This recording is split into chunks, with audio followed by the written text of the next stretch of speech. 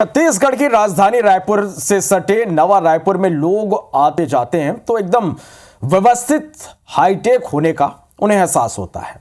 लेकिन व्यवस्थित इस इलाके के 27 गांव में एनआरडीए का नियम गले की फांस बन गया है और ये नियम लोगों की जिंदगी भी छीन रहा है।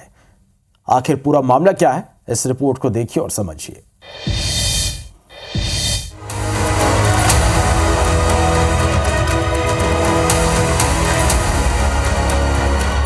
लोगों के जीवन में कई समस्याएं आती हैं और जाती हैं, लेकिन बीमारी वो समस्या है जो इलाज से ठीक हो सकती है।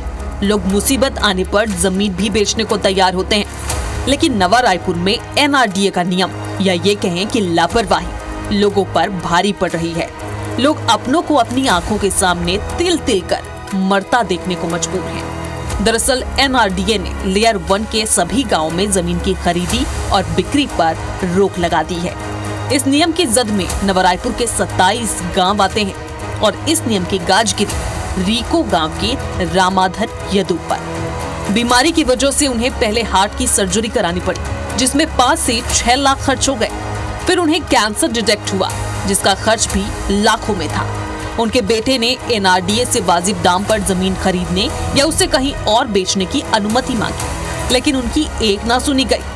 पैसों के अभाव में रामाधार का इलाज ना हो सका और वे इस दुनिया को अलविदा कह गए। मौत के बाद उनके बेटे देवेंद्र यदु ने इस दर्द को बयां किया है। तकलीफ थी सर, पर हार्ट का ऑपरेशन सर चला था, इलाज हार्ट का। उसी बीच में वापसी कराया ना तो बहुत बड़ी बीमारी निकल गई सर, और इलाज के अभाव में मतलब एनआरडीए के पास तो बहुत गए तो कुछ सुनने वाला नहीं है। तो यहाँ जमीन खरीद बिक्री बंद है सर, तो पैसा भी कमी के कारण इलाज कम हो गया सर, मान के चलो। ये कहानी अकेले रामाधार की नहीं है। इसी गांव के प्रहलाद सुखतेल इसी पीड़ा से 6 साल पहले गुजर चुके हैं। रीको गांव में ही उनकी 36 एकड़ की जमीन है। बीमार इकलौते जवान बेटे को लीवर ट्रांसप्लांट कराने की जरूरत थी। हैदराबाद में करीब 50 लाख रुपए में इलाज होना था। प्रहलाद ने एनआरडीए से उचित रेट पर जमीन खरीदने या किसी और को बेचने की अनुमति मांगी, लेकिन मिला इनकार और निराशा। और इस लापरवाही ने उनके इकलौते बेटे को उनसे छीन लिया। किसी पिता की नजरों के सामने उनके बेटे का दम तोड़ना दुनिया का सबसे बड़ा गम माना जाता है, और वे इस गम से बाहर भी ना निकले थे कि बेटे की याद में उनकी पत्नी ने भी दुनिया को अलविदा कह दिया। इसके साथ ही अब उनकी जिंदगी नाउम्मीदी से भर गई है। बेबसी उनके चेहरे पर साफ नजर आती है और बेइंतहा दर्द भी। आवेदन किया था मैं जमीन बेचूंगा करके, मगर ज़मीन नहीं खरीद पाए वो लोग और ना पैसा नहीं दे पाए। लड़का भी चला गया और बेन हटाया नहीं। मैं उसके ख़त्म होने के बाद में मेरी पत्नी भी ख़त्म हो गई। यहाँ के लोग बेबस है, इनकी दर्द किसी को सुनाई नहीं देता। सत्ता परिवर्तन पर हमें भरोसा था करना चाहिए। भूपेश बघेल जी मुख्यमंत्री बने, कांग्रेस पर भरोसा था, लेकिन उन्होंने तो 5 साल में एक भी समय नहीं दिया।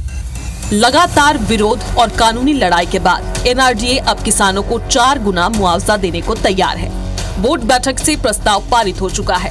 फाइल राज्य सरकार के पास है। हो सकता है किसानों की सालों पुरानी मांग पूरी भी हो जाए, लेकिन इस दौरान रामाधार जैसे दर्जनों लोग अपनी जान गंवा बैठे हैं, जिसकी भरपाई कर पाना अब किसी के लिए संभव ही नहीं। यह कहना गलत है कि एनआरडीए ने जमीन नहीं ली। एनआरडीए जमीन लेने को तैयार है। जो शासन का नियम है और जो वर्तमान प्रचलित नियम है, उसमें दुगुना राशि मिलती है किसान को। अगर आज भी किसान या किसान का परिवार जमीन देने को तैयार होगा तो एनआरडीए अगले 24 घंटे में रजिस्ट्री करके जमीन लेने को तैयार है। सरकार या सरकार के अंतर्गत आने वाली कोई भी संस्था नियमों या कानून के आधार पर काम करती है, लेकिन जिस नियम के कारण लोगों की जान जाने लगे, ऐसे नियम किस काम के। राजेश राज, IBC 24, रायपुर।